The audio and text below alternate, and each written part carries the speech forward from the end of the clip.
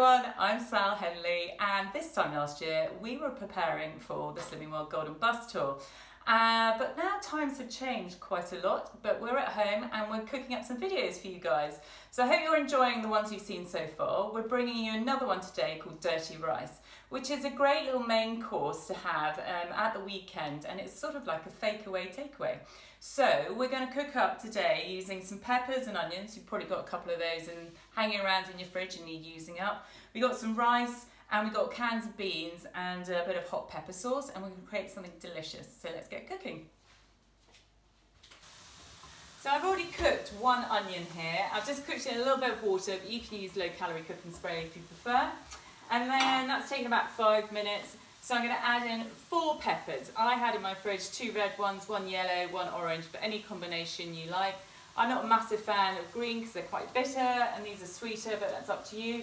And 2 garlic cloves. So you just push that in, and then we're just going to cook that for, I don't know, 2 or 3 minutes, and just to soften that up. And while that's cooking, I might add just a touch more water to keep that going.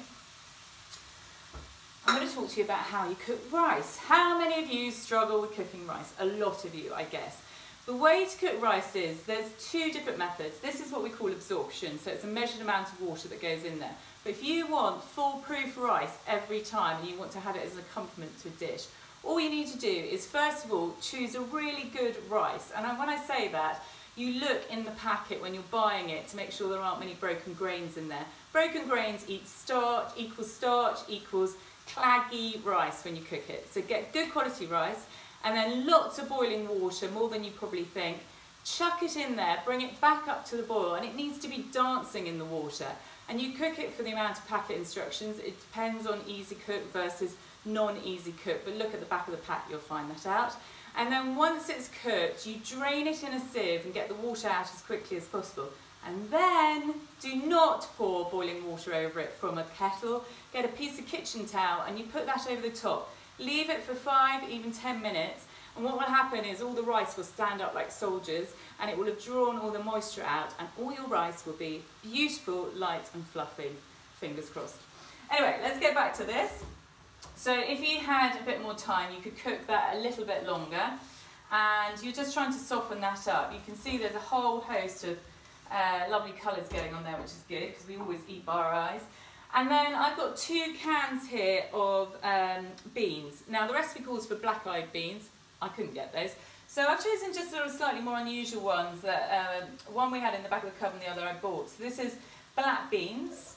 So I just drained those. And then these are pinto beans. But you could use like a mixed bean salad can, anything like that, and put that in. And then we're going to add in some vegetable stock. You probably know this by now. I don't add in vegetable stock as in water mixed with the vegetable stock cube. I tend to crumble it in first because with a lot of them, for like a litre of stock or something, you might have to add 4 cubes depending on the brand. So I've looked at the pack instructions on that, and I need 1.5 cubes for that volume of water, which is 600 mils of water. So we're going to add that in, and I'm going to add the rice in as well. So the water goes in. Then this is 250 grams of long grain rice. And we're just going to stir that all through, and that vegetable stock cube will dissolve in there. We're going to add a bit of seasoning at this stage as well. And look at all that free food in there, that's great. All those beans and the rice and the veg. So a good sort of pinch of salt, and then some black pepper.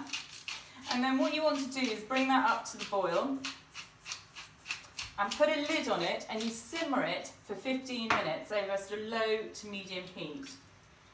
So just give that a quick stir, like so. Find a lid, plop that on, turn that down a little bit, and then 15 minutes, and then we will have a perfect cooked dirty rice. So that's had 15 minutes on the hob. And you'll see that the rice is perfectly cooked. You might need to just stir it once or twice and just make sure it's not cooking too quickly over a low heat. But essentially what you're looking for is the rice cooked, most of the water is absorbed. It will have a sort of slightly wet look to it, but that's what you want as well. Then we're going to add in 2 teaspoons of hot pepper sauce. Now just check that on the app. Some are free and some are not.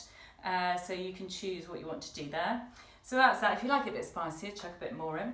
You could maybe use chili powder if you wanted to, if you haven't got hot pepper sauce, but just add that in while you're cooking it so that it cooks the spices out. And then it's about 1.5 tablespoons of red wine vinegar. So we're going to add that in, and we're just going to give that a stir.